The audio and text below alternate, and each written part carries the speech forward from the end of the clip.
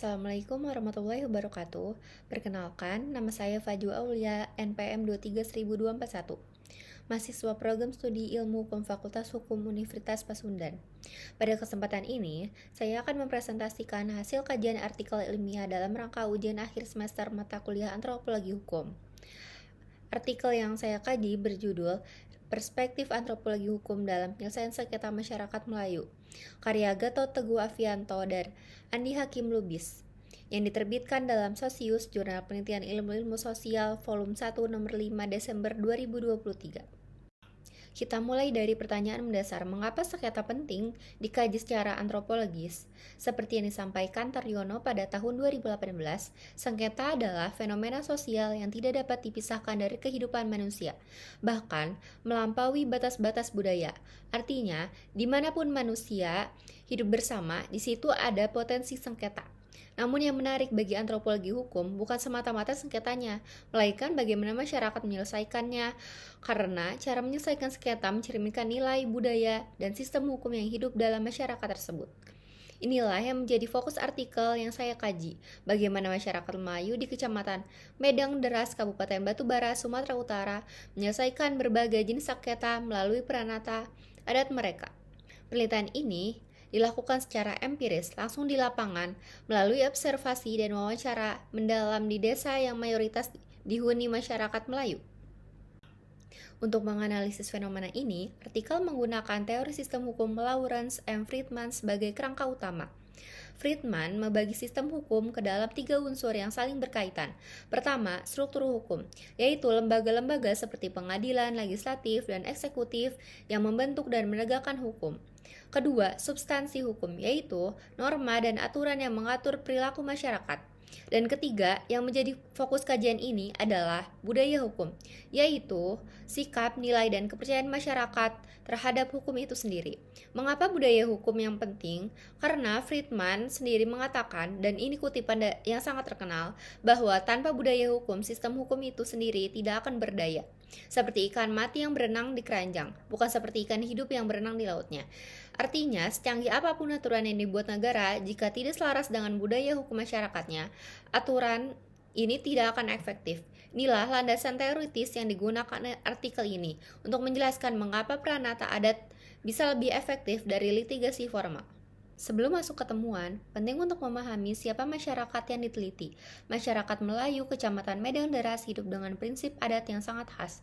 Adat bersendikan syara, syara bersendikan kitabullah, yang artinya seluruh adat istiadat mereka bersumber dan berlandasan ajaran Islam.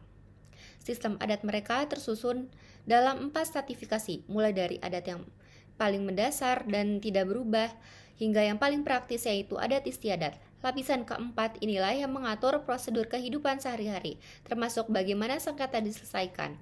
Yang menarik, berbagai jenis sengketa dari sengketa keluarga, warisan, tapal batas tanah, hingga kasus pidana, semuanya cenderung diselesaikan melalui jalur adat, bukan melalui pengadilan formal. Mengapa? Inilah yang akan kita bahas di slide berikutnya. Inilah bagian yang paling menarik dari artikel ini, sosok yang disebut Obai. Obai adalah pihak ketiga netral yang menjadi kunci dalam proses penyelesaian sengketa secara adat. Ia bukan sembarang orang. Obai biasanya adalah imam masjid, bilal, atau telangkai. Tokoh yang dihormati secara sosial sekaligus memiliki otoritas keagamaan. Jadi, Obai memiliki legitimasi ganda, legitimasi sosial budaya, dan legitimasi religius. Proses musyawarahnya sendiri berjalan dalam 4 tahapan. Pertama, pramusyawarah. Salah satu pihak yang bersengketa mendatangi Obai dan memintanya menjadi penengah. Kedua, proses musyawarah. Obai memanggil kedua pihak dan mendengarkan permasalahan dan tuntutan masing-masing. Menariknya, ini dilakukan di masjid atau musola setelah sholat Isya. Ruang yang familiar, tidak intimidatif, dan syarat nilai religius. Ketiga, pencapaian kesepakatan. Jika musyawarah berhasil, kedua pihak bersalaman secara publik di hadapan komunitas dan berjanji mematuhi kesepakatan. Keempat, konduri. Makan bersama seperti simbol pemulihan hubungan sosial dan kohesi komunitas. Ada satu hal yang menarik dari cara Obai bekerja. Salah satu Obai menggambarkan dengan metafora yang indah, keinginan manusia seperti kulit bawang, yang terlihat hanya kulitnya, padahal isinya masih tersembunyi. Tugas Obay adalah mengupas lapisan itu, menemukan kepahaman awal yang tersimpan di balik posisi masing-masing pihak.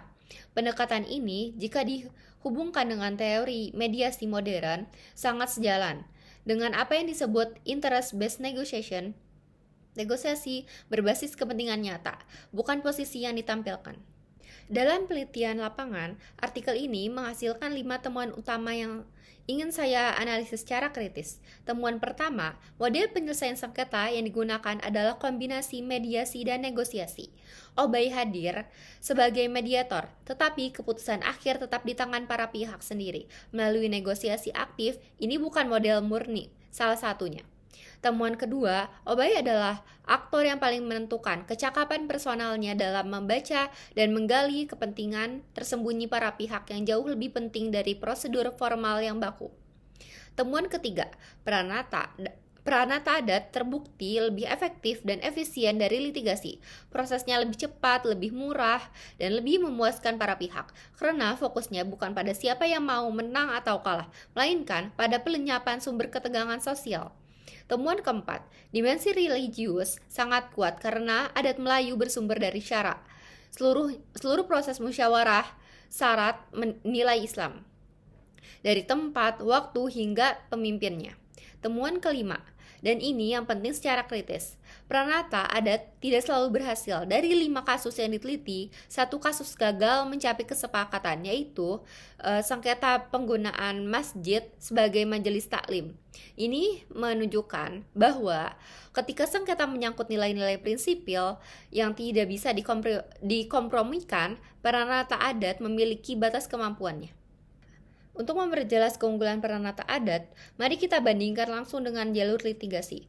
Dari sisi orientasi hasil, litigasi berfokus pada benar dan salah, winner and loser. Pranata adat sebaliknya, mencari kesepahaman dan solusi yang memuaskan semua pihak. Dari sisi kepuasan para pihak, litigasi sering meninggalkan rasa tidak puas karena terpaku pada bukti formal. Pranata adat menyentuh kepentingan nyata para pihak. Dari sisi hubungan sosial, litigasi cenderung mempertegang hubungan antar pihak. Pranata adat justru mengakhiri prosesnya dengan kenduri, pemulihan hubungan secara simbolis. Dari sisi aksi stabilitas, pengadilan terasa formal dan jauh. Musyawarah adat dilakukan di masjid setelah Isya. Dekat, familiar, tidak menakutkan. Kesimpulan perbandingan ini, untuk komunitas dengan ikatan sosial yang kuat seperti masyarakat Melayu Medang Deras, Pranata adat bukan hanya pilihan yang lebih nyaman. Ia adalah pilihan yang tepat secara konseptual dan kultural. Kini saya akan mengintegrasikan materi perkuliahan terbaru kita mengenai hukum masyarakat bersahaja ke dalam analisis ini, karena relevansinya sangat kuat. Hukum masyarakat bersahaja adalah hukum yang hidup secara organik dalam budaya masyarakat, bukan instrumen abstrak yang diturunkan dari atas oleh negara, melainkan ekspresi nilai kolektif yang tumbuh dan berkembang bersama komunitas. Jika kita lihat temuan artikel ini dari perspektif tersebut, ada 3 koneksi yang sangat jelas. Yang pertama, hukum tumbuh dari budaya. Pranata musyawarah di Medang Deras bukan ada karena negara mewajibkannya. Ia ada karena ia adalah ekspresi nilai budaya yang sudah mengakar jauh sebelum hukum negara hadir. Yang kedua, otoritas berbasis kepercayaan.